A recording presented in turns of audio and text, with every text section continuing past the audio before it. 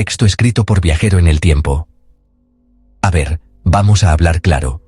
Cuando oímos hablar del franquismo, a veces se nos olvida lo más básico. Fue una dictadura. Y no una cualquiera, sino una dictadura personalista, hecha a la medida de un solo hombre, Francisco Franco. Él era el caudillo, el generalísimo, el jefe de todo. Durante casi 40 años, desde 1939 hasta 1975, en España no se movía una hoja sin su permiso. Esto no era un sistema político con sus partidos y sus debates, por muy imperfectos que fueran. Era un poder absoluto concentrado en una persona que había llegado ahí a través de una guerra civil sangrienta, no a través de las urnas. Y eso lo cambia todo. Para mantenerse en el poder tanto tiempo, Franco no estuvo solo, claro. Se apoyó en una coalición de gente muy diversa, pero con intereses comunes. Por un lado, estaban las élites económicas y terratenientes de toda la vida, los que tenían el dinero y la tierra, y querían que nada cambiara para seguir teniéndolos. Por otro lado, el ejército, que fue su gran pilar, su garantía de que nadie se iba a levantar contra él. Y por supuesto, la Iglesia Católica, que le dio una legitimidad moral, una especie de bendición divina a su régimen. Todos ellos formaban el búnker que sostenía al dictador, y a cambio, todos recibían su parte del pastel. Esta mezcla de apoyos hizo que el régimen fuera muy particular. No era un fascismo como el de Mussolini, aunque al principio se le pareciera mucho, ni un simple gobierno militar. Era un cóctel de nacionalismo rancio, catolicismo ultraortodoxo y un control social asfixiante. Se presentaba a sí mismo como el salvador de España frente al caos, el comunismo y los enemigos de la patria. La propaganda era una máquina que funcionaba a todas horas para vender esta idea, para crear una imagen de orden, unidad y paz. Una paz, eso sí, que se parecía mucho a la de un cementerio, porque cualquier voz discordante era silenciada de inmediato. Lo importante que hay que entender es que este sistema no buscaba el bien común de todos los españoles. Su objetivo principal era que Franco y su círculo se mantuvieran en el poder a toda costa. Para ello, se creó toda una estructura legal y social que beneficiaba a los suyos, a los adictos al régimen, mientras que la gran mayoría de la población quedaba excluida o directamente era vista como sospechosa. Se hablaba de una España, grande y libre, pero en la práctica era una España dividida entre vencedores y vencidos, entre los que tenían todos los derechos y los que no tenían ninguno. Una dictadura, al final, es eso, el gobierno de unos pocos para unos pocos. Para que una dictadura como la de Franco funcionara, lo primero que había que hacer era desmontar cualquier tipo de control. Imagina un país donde no hay separación de poderes, donde la persona que hace las leyes es la misma que juzga si se cumplen y la misma que las ejecuta. Pues eso era la España de Franco. Él era el jefe del Estado, el jefe del gobierno, el jefe del ejército y en la práctica, el juez supremo. No había un parlamento elegido por la gente que pudiera decirle que no, ni un poder judicial independiente que pudiera investigar a sus amigos, ni una prensa libre que pudiera denunciar los abusos. Era un sistema diseñado para la impunidad total. Las leyes, que se llamaban leyes fundamentales del reino, no eran una constitución para proteger a los ciudadanos, sino un traje a medida para justificar el poder absoluto del dictador. Todo estaba atado y bien atado, como a él le gustaba decir. No existían los partidos políticos, solo había uno, el Movimiento Nacional. O estabas dentro, o estabas fuera del sistema. Y estar fuera significaba no poder acceder a un buen trabajo, no poder conseguir una licencia para un negocio, o, directamente, acabar en la cárcel. No había contrapesos, ni fiscalización, ni nadie a quien pedirle cuentas. El poder fluía de arriba hacia abajo, desde Franco hasta el último alcalde de pueblo, sin ningún filtro. Esta ausencia de controles era el caldo de cultivo perfecto para la corrupción. Si nadie te va a investigar, si nadie puede publicar lo que haces, y si los jueces son tus amigos, ¿qué te impide aprovecharte del cargo? El régimen funcionaba como una gran red de favores. Tú me apoyas, yo te doy una concesión. Tú eres leal, yo te coloco en un puesto importante. Así se construyó una élite de políticos, empresarios y militares que se enriquecieron a la sombra del poder. No necesitaban ser los más listos ni los más trabajadores, solo los más leales al caudillo. La meritocracia era una palabra que no existía en su diccionario. En definitiva, el franquismo creó un Estado opaco por naturaleza. La información no era pública, las decisiones se tomaban en despachos cerrados y las cuentas no se rendían ante nadie. Era un sistema perfecto para que una minoría hiciera negocios y acumulara riqueza, mientras la mayoría de la gente no tenía ni voz ni voto. Pensar que en un sistema así, sin transparencia ni democracia, las cosas se podían hacer de forma limpia y honesta, es, como mínimo, muy ingenuo. Era una arquitectura pensada para que los de arriba pudieran hacer y deshacer a su antojo sin miedo a ninguna consecuencia. Y vaya si lo hicieron. Hablemos de dinero, del dinero de Franco y su familia, porque aquí hay una de las grandes preguntas del franquismo: ¿cómo un militar de carrera, con un sueldo de funcionario, acabó amasando una de las mayores fortunas de España? La respuesta no es sencilla, porque todo se hizo con una opacidad tremenda, pero los historiadores han conseguido tirar del hilo, y lo que han encontrado es una historia de donaciones muy sospechosas, de negocios familiares que se beneficiaban del poder y de un patrimonio que crecía de forma, digamos, anómala. No fue magia, fue el resultado de estar en la cima de un poder absoluto, sin ningún tipo de control. Todo empezó durante la misma guerra civil. Se organizó una suscripción nacional para regalarle al caudillo un patrimonio personal. Miles de personas, ayuntamientos y empresas se vieron invitados a donar dinero. ¿Era voluntario? Sobre el papel, sí. En la práctica, en medio de una guerra y con la represión a tope, negarse a donar al futuro jefe del Estado no parecía la mejor de las ideas. Así es como se compró, por ejemplo, el famoso Pazo de Meirás.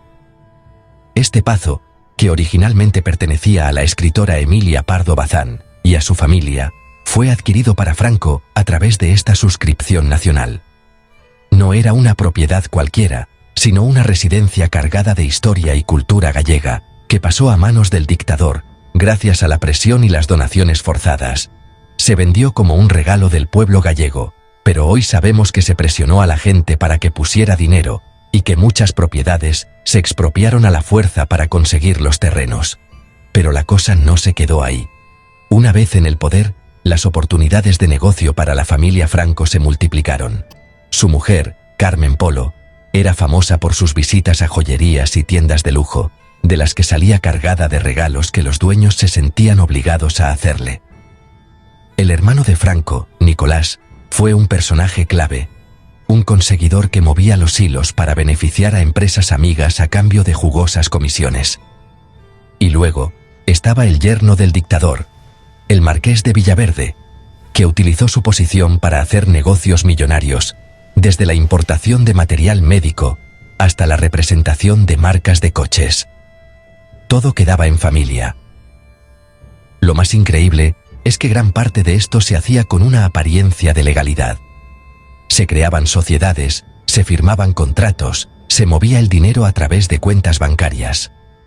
Pero la trampa estaba en que las reglas del juego estaban trucadas. Si eres el dictador o el yerno del dictador y pides un crédito al banco, ¿quién te lo va a negar? Si quieres una licencia para importar un producto exclusivo, ¿qué funcionario se va a atrever a decirte que no? Así, la fortuna de los Franco creció y creció, protegida por el silencio, el miedo y la falta de transparencia. Una fortuna nacida y alimentada por el poder, que es la definición perfecta de corrupción. La corrupción durante el franquismo no eran 4 casos aislados de gente que metía la mano en la caja. Era algo mucho más profundo, era el sistema mismo. Era la forma en que funcionaba el Estado. El régimen se construyó sobre la base del favoritismo, de premiar a los leales y castigar a los desafectos. Esto no era un fallo del sistema, era el sistema en sí. El poder no se usaba para gestionar el país de forma eficiente y justa para todos, sino para repartir privilegios entre los que formaban parte del círculo de confianza del dictador. Era una forma de comprar lealtades y de asegurarse de que nadie se moviera de la foto. Una de las herramientas favoritas del régimen era la concesión de monopolios. ¿Qué significa esto? Pues que el Estado decidía que solo una empresa podía vender un producto o prestar un servicio. El caso más famoso es el de Telefónica, que era un monopolio público, pero hubo muchos otros. Se daban licencias de importación exclusivas a empresarios amigos, que se hacían de oro vendiendo productos que nadie más podía traer a España. O se concedían los grandes contratos de obras públicas, como la construcción de presas o carreteras, a las empresas de los constructores que mejor se llevaban con los ministros de turno. Competencia, libre mercado, esas eran palabras casi desconocidas. Otro mecanismo clave era el tráfico de influencias. Si tenías un problema, no ibas a la ventanilla de la administración como un ciudadano más. Lo que hacías era buscar a alguien con mano, un enchufe, un militar importante, un cargo del movimiento, un obispo, alguien que pudiera hacer una llamada y resolverte el problema. A cambio, claro, esa persona esperaba algo, dinero, un favor, lealtad eterna. Esta red clientelar llegaba a todos los niveles, desde conseguir un puesto de trabajo de barrendero hasta evitar que te metieran en la cárcel por un delito. Era una sociedad donde importaba más a quién conocías que lo que valías. Todo esto generó una clase empresarial que no competía por ser la mejor, sino por estar más cerca del poder. Se les llamaba el capitalismo de amiguetes. Eran empresarios que sabían que su éxito no dependía de innovar o de ofrecer un buen producto a buen precio, sino de tener los contactos adecuados en el gobierno. Esto creó una economía muy poco productiva, muy cerrada y muy ineficiente. El resultado fue un país que tardó décadas en modernizarse, porque el sistema premiaba el servilismo y la mediocridad, no el talento ni el esfuerzo. La corrupción no era un extra, era el motor que movía la maquinaria del régimen. Dentro de ese sistema corrupto, había tres grupos que se llevaron la mejor parte del pastel: los militares, la Iglesia y los grandes empresarios afines al régimen. Eran los pilares que sostenían a Franco, y el dictador se aseguró de que estuvieran siempre contentos. Ser militar de alta graduación en el franquismo era un chollo. No solo tenían poder y prestigio social, sino que también ocupaban puestos clave en la administración y en las grandes empresas públicas. Un general podía ser presidente de una compañía eléctrica o de un banco, sin tener ni idea del negocio, pero cobrando un sueldo astronómico. Era una forma de tenerlos controlados y agradecidos. La Iglesia Católica fue otro de los grandes beneficiados. Tras la Guerra Civil, recuperó todo el poder y la influencia que había perdido durante la República. El Estado le entregó el control casi total de la educación. La religión era obligatoria en las escuelas, y los valores católicos más conservadores se impusieron en toda la sociedad. A cambio de este apoyo ideológico, la Iglesia recibió enormes beneficios económicos. El Estado financiaba al clero, le cedía edificios y terrenos, y le eximía de pagar impuestos. Se convirtió en una institución inmensamente rica y poderosa, un verdadero Estado dentro del Estado, que actuaba como guardián de la moral del régimen. Y luego estaban los empresarios, los que supieron arrimarse al poder. Familias que habían apoyado a Franco durante la guerra vieron cómo sus negocios prosperaban de la noche a la mañana. Recibían contratos del gobierno sin concurso público, conseguían créditos blandos de la banca pública y se beneficiaban de leyes hechas a su medida. Nombres como los March, los Fierro o los Meliá se convirtieron en sinónimo de éxito empresarial, un éxito que, en muchos casos, estaba directamente ligado a su buena relación con el poder. Crearon imperios en sectores como la banca, la construcción o el turismo, siempre con la bendición y la ayuda del régimen. Para esta minoría, para este círculo de privilegiados, es evidente que con Franco se vivía muy bien. Tenían poder, dinero, estatus social y una impunidad casi total. Sus hijos iban a los mejores colegios, veraneaban en los sitios más exclusivos y tenían el futuro asegurado. Eran los vencedores de la guerra y los amos del nuevo Estado. El problema es que esta élite representaba a una parte muy pequeña de la sociedad española. Mientras ellos vivían en la abundancia, la inmensa mayoría de la población se enfrentaba a una realidad completamente diferente. Una realidad de pobreza, miedo y falta de oportunidades. Mientras una élite se enriquecía, ¿cómo vivía la mayoría de la gente en la España de Franco? Pues la palabra que mejor lo define es dificultad. Los primeros años de la dictadura, la década de los 40, fueron los años del hambre. España era un país destrozado por la guerra, aislado internacionalmente y con una economía autárquica que no funcionaba. La gente pasaba hambre de verdad. Aparecieron las cartillas de racionamiento, que daban derecho a una cantidad miserable de pan, aceite o azúcar. El mercado negro, el extraperlo, se convirtió en la única forma de conseguir comida para muchas familias, siempre a precios desorbitados y con el riesgo de acabar en la cárcel. La situación mejoró un poco en los años 50 y 60, con la llegada de la ayuda americana y el boom del turismo. Pero incluso entonces, la vida era muy dura. Los salarios eran bajísimos y apenas daban para cubrir las necesidades básicas. Millones de españoles se vieron obligados a emigrar para buscar trabajo. Primero a países de Europa como Alemania, Francia o Suiza, y también dentro de España, del campo a la ciudad. Se produjo un éxodo rural masivo que llenó las grandes ciudades de gente que vivía en condiciones penosas, en barrios de chabolas sin agua corriente, sin luz y sin alcantarillado. El famoso desarrollismo franquista se construyó sobre los hombros de estos trabajadores. Y no podemos olvidarnos de la falta de derechos. En el franquismo no había libertad de expresión, ni de asociación, ni de manifestación. Si criticabas al gobierno, podías acabar en la cárcel. Si eras mujer, estabas legalmente sometida a tu marido, necesitabas su permiso para trabajar, para abrir una cuenta en el banco o para sacarte el pasaporte. Los derechos de los trabajadores eran prácticamente inexistentes. Las huelgas estaban prohibidas y eran consideradas un delito de sedición.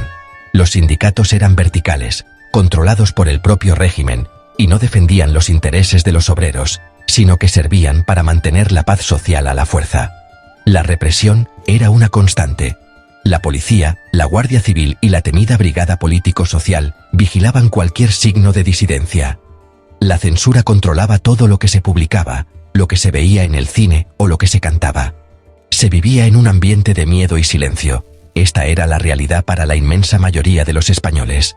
Una vida de trabajo duro, salarios bajos, pocas oportunidades y nulas libertades.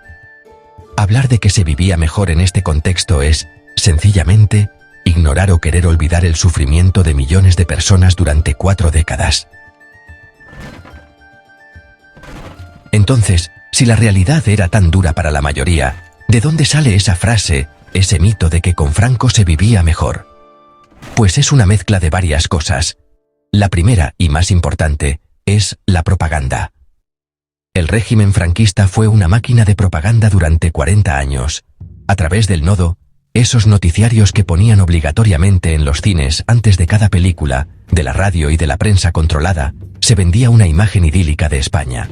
Una España de paz, orden, progreso y valores tradicionales, Franco inaugurando pantanos, familias felices en la playa, desfiles militares.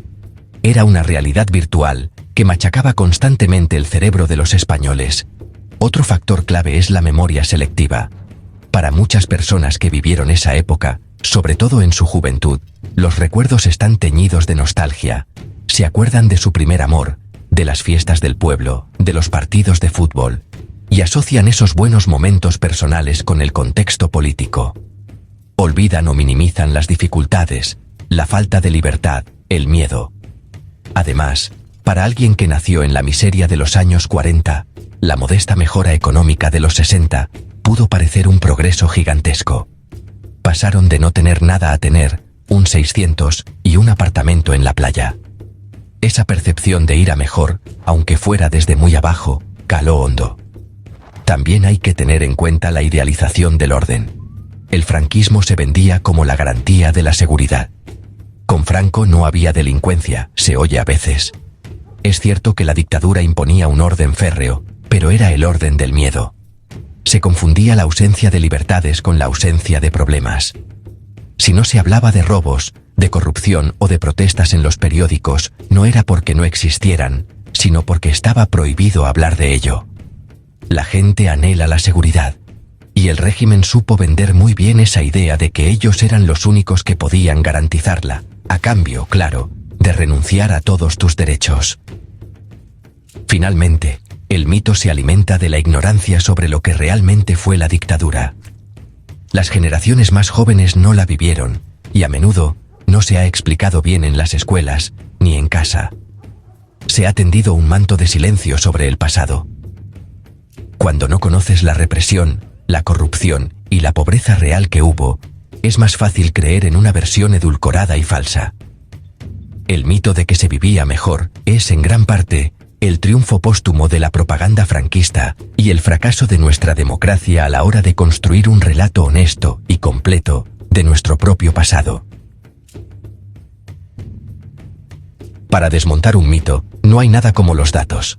Vamos a comparar la España de Franco con la España democrática y con los países de nuestro entorno. Empecemos por la economía. Se habla mucho del milagro económico español de los 60. Es verdad que España creció mucho, pero partía de unos niveles de pobreza bajísimos. A pesar de ese crecimiento, en 1975, cuando murió Franco, la renta per cápita española era todavía un 30% inferior a la de Italia y un 20% inferior a la media de la Europa desarrollada. Estábamos a la cola de Europa. La democracia, en cambio, nos ha permitido converger y situarnos entre las economías más importantes del mundo.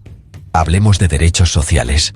En el franquismo se crearon algunas cosas, como la seguridad social, sí.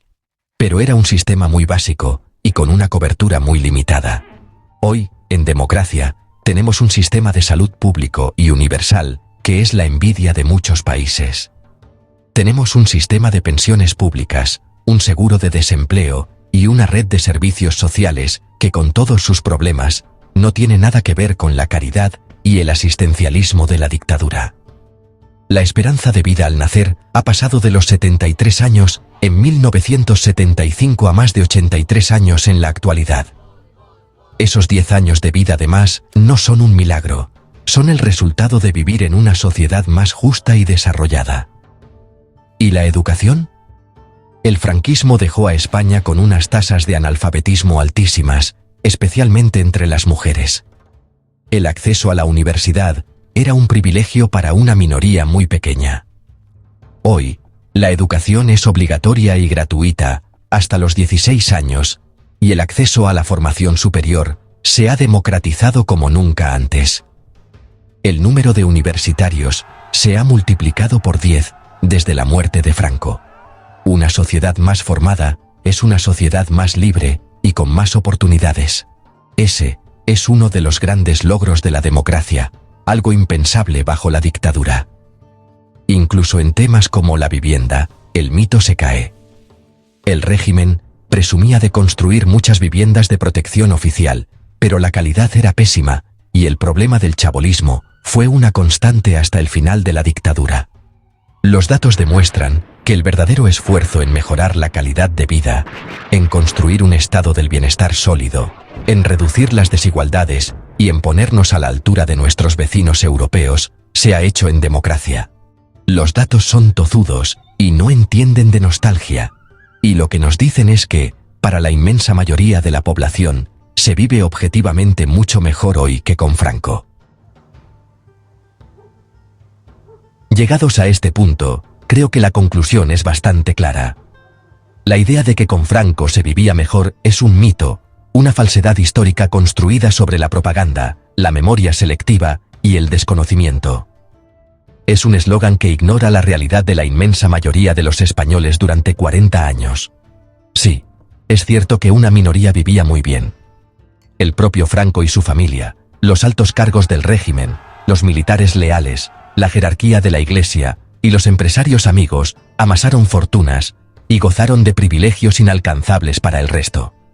Para ellos, sin duda, la dictadura fue un paraíso. Pero para la gran mayoría, la vida bajo el franquismo fue una historia de pobreza, emigración, trabajo duro con salarios de miseria y, sobre todo, falta de libertad. Fue vivir con miedo, sin poder expresar tus ideas, sin poder asociarte, sin poder decidir tu futuro. Fue una sociedad donde las mujeres eran ciudadanas de segunda y donde los trabajadores no tenían derechos. Fue un país gris, aislado y atrasado, gobernado por una élite corrupta que solo miraba por sus propios intereses. Confundir el orden impuesto por el miedo con el bienestar es el gran engaño de este mito. Hoy, en 2025, vivimos en una democracia imperfecta, con muchos problemas, con corrupción, con desigualdades, por supuesto. Nadie dice que sea perfecta, pero tenemos algo que en el franquismo era impensable: libertad. Libertad para quejarnos, para votar, para cambiar las cosas, para equivocarnos y para rectificar. Tenemos un estado del bienestar que, con sus defectos, protege a la mayoría. Tenemos derechos que nos costó mucho conseguir. Comparar esto con una dictadura donde te podían encarcelar por leer un libro, o donde una minoría se enriquecía a costa de la mayoría, es, simplemente, un insulto a la inteligencia y a la memoria de nuestros padres y abuelos. Por eso es tan importante conocer nuestra historia, para no caer en trampas ni en mitos interesados, para valorar lo que tenemos y para seguir luchando por mejorarlo. Porque el bienestar de un país no se mide por la riqueza de unos pocos privilegiados, sino por la calidad de vida y la libertad de la mayoría. Y en esa comparación, la dictadura franquista siempre saldrá perdiendo. Que no nos cuenten milongas, con Franco, salvo para 4, no se vivía mejor. Se sobrevivía, que es muy distinto. Y eso, no deberíamos olvidarlo nunca. Para aquellos interesados en aprender más sobre el régimen de Franco y la realidad de la vida en España durante esa época, aquí tienen algunas fuentes recomendadas. Estos trabajos de historiadores reconocidos nos ofrecen análisis detallados y relatos de primera mano que nos ayudan a entender la complejidad y las consecuencias de la dictadura. Preston, Paul. Franco, caudillo de España. Editorial Debate, 2013. Payne, Stanley G. El régimen de Franco. Editorial Península, 2011. Juliá, Santos. Historia de las dos Españas. Editorial Taurus, 2004. Moradielos, Enrique. Franco, Anatomía de un dictador. Editorial Turner, 2018. Tusell, Javier. Franco en la Guerra Civil Española. Una biografía política. Editorial Crítica, 1985. Viñas, Ángel. La soledad de la República. Editorial Crítica, 2006. Cazorla Sánchez, Antonio. Miedo y progreso. Vidas ordinarias en la España de Franco. 1939-1975. Wiley Blackwell, 2010. Para más información, por favor consulten las fuentes citadas.